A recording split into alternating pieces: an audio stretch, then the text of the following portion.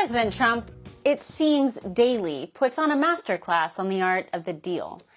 Look at his maneuverings around the Senate and the House to ensure his controversial nominees get through. Look at how he's bringing world leaders to his doorstep. But politics seems to have really pulled out of Trump another tool that he has mastered into what seems to be an art form. No surprise, he has mastered that art of trolling.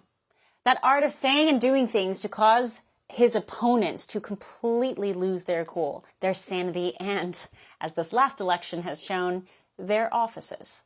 And Trump's cabinet picks are the perfect illustration of both his deal-making prowess and his troll talent.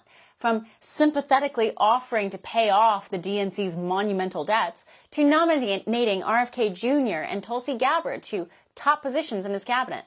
The latest head-exploding move was his tapping Matt Gaetz to be his attorney general. I mean, the academic class and the coastal elites are clasping their rainbow pearls so hard the necklace is snapping. The Department of Government Efficiency, led by real-life Iron Man Elon Musk and the presidential contender Vivek Ramaswamy, are about to take a baseball bat to the establishment's glass houses. Gaetz is, of course, ready to gut the DOJ. Kennedy, working to make our children healthy again. What is there to oppose? President Trump has the left where he wants them. Checkmate.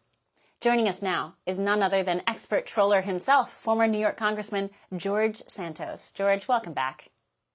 You know, the art of the troll, Chanel. It's always great to be with you. And to see President Trump embracing that just makes trolls like myself very happy.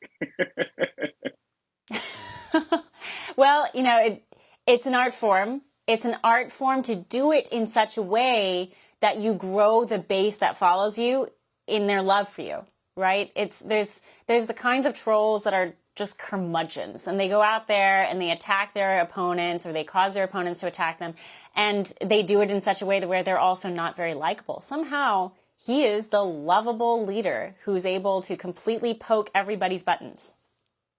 Absolutely. Look, trolling is an art form, and it's also part of understanding what your base wants.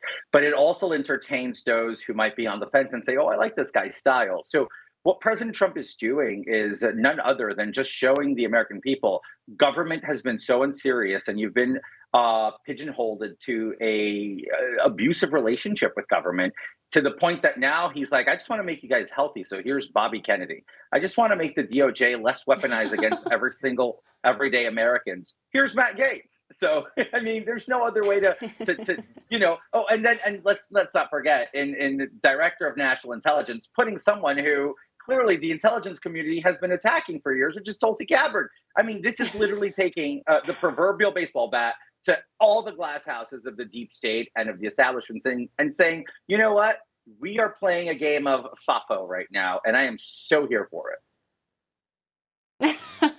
Well, I think a lot of our viewers, and myself included, we're here for it. And every day it brings another headline that's very good for freedom. Good for freedom of speech, good for freedom of expression, good for freedoms of all flavors and colors. On the press side, this has just been announced. President Trump is suing media outlets for $10 billion. He claims that his attorneys have filed lawsuits against the New York Times, CBS, and other media outlets, accusing them of industrial-scale libel and election interference.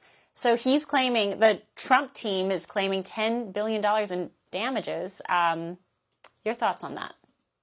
You know what?